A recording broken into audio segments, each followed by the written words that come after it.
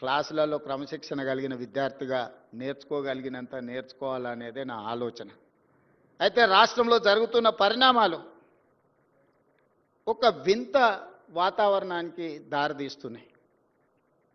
రావి నారాయణ రెడ్డి గారిని చూసిన తర్వాత, వారి కుటుంబాన్ని, వారి మన్మరాల్ని ఈ మధ్యకాలంలో కలిసిన తర్వాత, వారు చేసిన పోరాటం, వారు చేసిన త్యాగం, వారు నిర్వహించిన బాధ్యతలను చూసిన తర్వాత, మరి ఇన్ని హోదాలు, ఇన్ని బాధ్యతలు చేస్తే వేల కోట్ల రూపాయల ఆస్తులు ఉండాలి కదా, అంతస్తులు ఉండాలి కదా, 7 అంతస్తుల మేడలు ఉండాలి కదా అని నాకు అనిపించింది.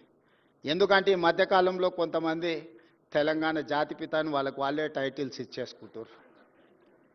ఉద్యమకారుడు అనే పదాలు వాళ్ళే రాసేసుకుంటారు. చేసిన తప్పులకు పోలీసులు నోటీసులు ఇస్తే తెలంగాణ జాతిపితకు నోటీసు ఇవ్వడం అంటే మొత్తం తెలంగాణ సమాజానికే నోటీసు ఇచ్చినట్టు అంటారు. ఒక ఉద్యమకారుడిని ఈ రకంగా మీరు అవమానిస్తారా అంటారు. నిజంగానే తెలంగాణ జాతిపితనే అయితే ఆనాటి జాతిపిత దేనికే ఆదర్శంగా నిలబడ్డాడు? ఏదైనా పదవి తీసుకున్నాడా? పోని కుటుంబం కోసం ఏదైనా అడిగిండా? 30 సంవత్సరాలు బ్రిటిషర్స్ మీద కొట్లాడితే కట్టె ఎత్తడానికి కూడా ధైర్యం చాలలే. కానీ స్వతంత్రం వచ్చిన మొదటి సంవత్సరంలోనే కొంతమంది దుర్మార్గుల తుపాకీ తూటాలకు నేల కొరిగిన ఆనాటి జాతిపిత. మరి ఈనాడు జాతిపితగా చెప్పుకునే వాళ్ళు, ఉద్యమకారులని చెప్పుకునే వాళ్ళు, రాజకీయ పార్టీలు ఒక పరిస్థితిలో వైఫల్యం చెందినాయి అనుకున్నప్పుడు అన్ని రాజకీయ పార్టీలు కలిసి ఒక పొలిటికల్ జేఏసీ పెట్టుకొని ఆ జేఏసీకి చైర్మన్గా ప్రొఫెసర్ కోదండరామ్ గారిని పిల్లలకు పాఠాలు చెప్పుకునే పంతులను మనం ముందులో పెట్టుకొని తెలంగాణ రాష్ట్రాన్ని సాధించినాం. వారు ఉద్యమకారుడు కాదా? ఉద్యమాన్ని నడపలేదా? రాజకీయ పార్టీలను అన్నిటిని ఒక తాటి మీదకి తీసుకురాలేదా? కుల సంఘాలను, మత సంఘాలను, చివరికి బిచ్చగాళ్ళ సంఘాన్ని కూడా ఏకం చేయగలిగిన శక్తి, రిక్షా దొక్కుకునే సంఘాలను కూడా ఏకం చేయగలిగిన శక్తి ప్రొఫెసర్ కోదండరామ్ గారు ఆ రోజు బాధ్యత నిర్వహించలేదా? ఇదే రావి నారాయణ రెడ్డి ఇదే హాల్లో అన్ని రాజకీయ పక్షాల సమావేశాన్ని ఏర్పాటు చేసి జానారెడ్డి గారి ఇంటికాడ నుంచి నాకు తెలిసినంతవరకు ఇక్కడికే వచ్చి ఆనాడు తెలంగాణకు అనుకూలము కాదు, ఆ తెలంగాణకు వ్యతిరేకం కాదు, ఆర్ఎస్యు నుంచి ఆర్ఎస్ఎస్ వరకు, కమ్యూనిస్టుల నుంచి కాంగ్రెస్ వరకు ఏకం చేసి తెలంగాణ ఉద్యమాన్ని ముందుకు నడిపించిన ప్రొఫెసర్ కోదండరామ్ గారు ఉద్యమకారుడు కాదా? మరి అలాంటి ఉద్యమకారుడైన కోదండరామ్ గారి ఇంటి తలుపులు బద్దలు కొట్టించి పోలీసులతో ఈడ్చుకపోయేటంత నేరం కోదండరామ్ గారు ఏం చేసిండ్రో మీరు అధికారంలో ఉన్నప్పుడు ఉద్యమకారులకు జరిగిన అవమానం మీరు అప్పుడే మర్చిపోయినరా? మీరు చేసిన అవమానం అని నేను వారిని అడుగుతున్నా.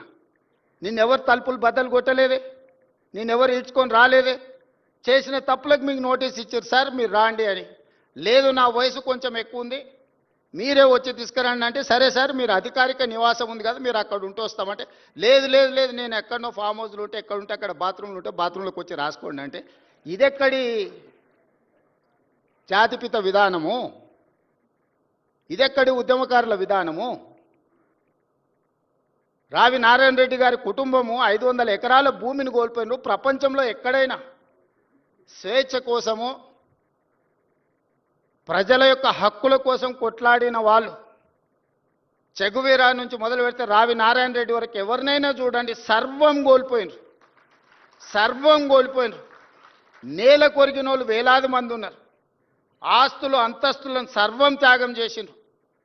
కుటుంబానికి నిల్వ నీడ లేకుండా ఉన్నదంతా ప్రజలకు పంచిచ్చిన వాళ్ళను ఉద్యమకారులు అన్నారు, జాతిపితలు అన్నారు.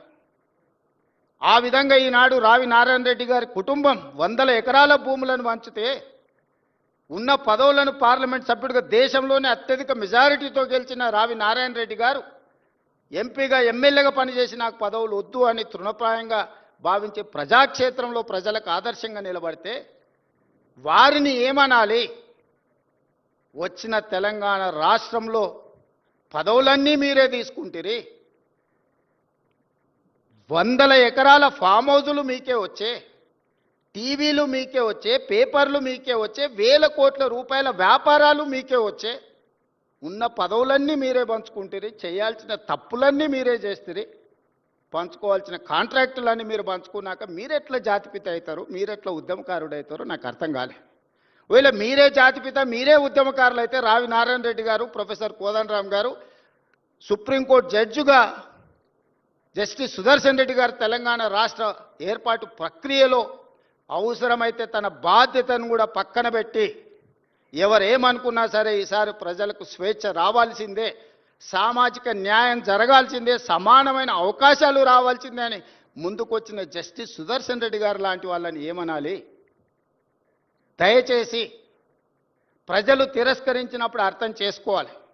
ప్రజాక్షేత్రంలో మీరే స్వయంగా ఎమ్మెల్యేకి ఓడిపోయినప్పుడు, పార్లమెంటు ఎన్నికల్లో మీకు ప్రజలు ఒక్క సీటు కూడా ఇవ్వలేదన్నప్పుడు ప్రజల తిరస్కరణకు మీరు గురైనరు. కానీ ప్రజలు ఓటేయక ప్రజలే తప్పు చేసిండ్రన్న నేరాన్ని ప్రజల మీద మోపడానికి ప్రయత్నం చేస్తే ఇదెక్కడి ప్రజాస్వామ్యం?